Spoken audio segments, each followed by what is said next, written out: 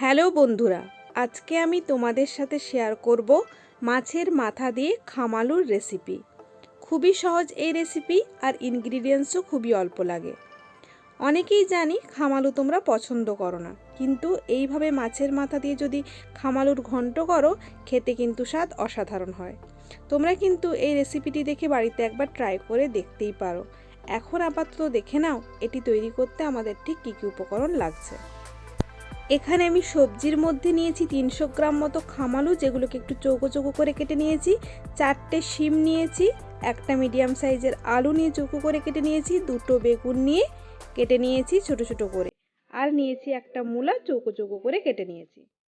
এখানে একটা মাছের মাথা নিয়েছি, একটা পেঁয়াজ নিয়ে কুচি করে নিয়েছি, 1 টিস্পুন লঙ্কা গুঁড়ো নিয়েছি, নুন নিয়েছি যেটা পরিমাণ মতো ব্যবহার করব, 1.5 টিস্পুন জিরে গুঁড়ো নিয়েছি, 1.5 টিস্পুন হলুদ গুঁড়ো নিয়েছি, ফোড়ন নিয়েছি 1.5 টিস্পুন, 2টো তেজপাতা, 2টো শুকনো লঙ্কা নিয়েছি, আর 1 টেবিল স্পুন আদা বাটা নিয়েছি।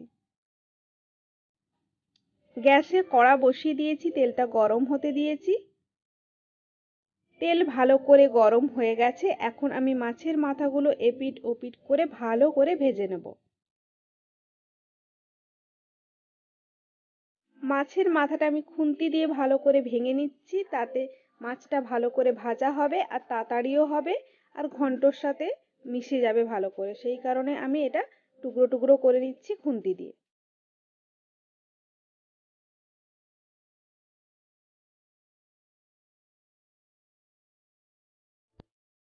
মাছের মাথাটা ভালো করে ভাজা হয়ে গেছে, এখন আমি একটা বাটিতে এগুলো তুলে রাখছি।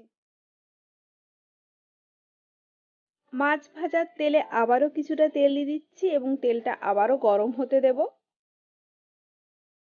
এরই মাঝে প্রেসার কুকারে আমি সব সবজিগুলো পরিমাণ মতো নুন আর হলুদ দিয়ে সেদ্ধ করে নিয়েছি। প্রেসার কুকারে একটা সিটি দিয়েছি। দেখে নাও, তাতেই সবজিগুলো ভালো করে সেদ্ধ হয়ে গেছে।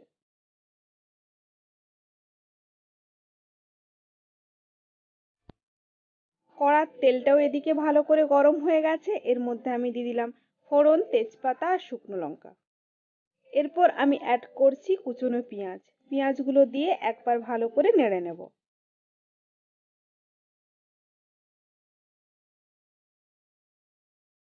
পেঁয়াজটা ভালো করে ভাজা হয়ে গেছে, এখন আমি এতে দিয়ে দিচ্ছি আদা বাটা। আদা বাটাটা দিয়ে আবারও ভালো করে নেড়ে নেব। এরপর আমি অ্যাড করছি জিরে গুঁড়ো, লঙ্কা গুঁড়ো আর নুন দিয়ে ভালো করে মশলাটা আবারও ভালো করে নেড়েচেড়ে কষিয়ে নেব।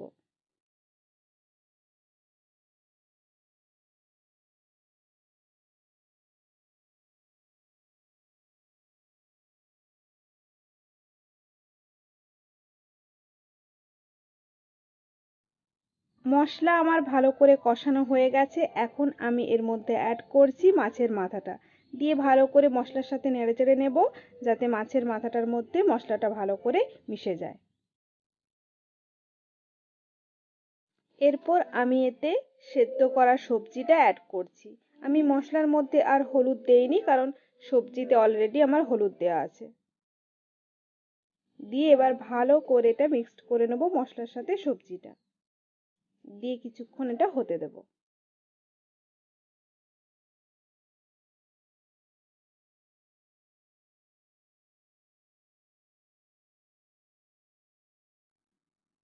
মাঝে মাঝে এটা খুন্তি দিয়ে একটু নেড়ে নেব, বেশিক্ষণ না, জাস্ট 3 থেকে 4 মিনিট মতো এটা হতে দেব, তারপরে এটা রেডি হয়ে যাবে।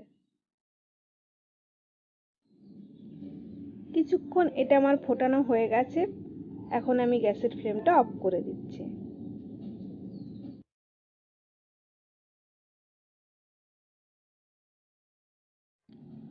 তাহলে দেখলে তো মাছের মাথা দিয়ে খামালু বানানো কতটা ইজি, আর সময়ও কিন্তু খুব বেশি লাগে না। তাহলে ঝটপট বাড়িতে একবার এটা ট্রাই করো, আর খেতেও কিন্তু খুব টেস্টি হয়।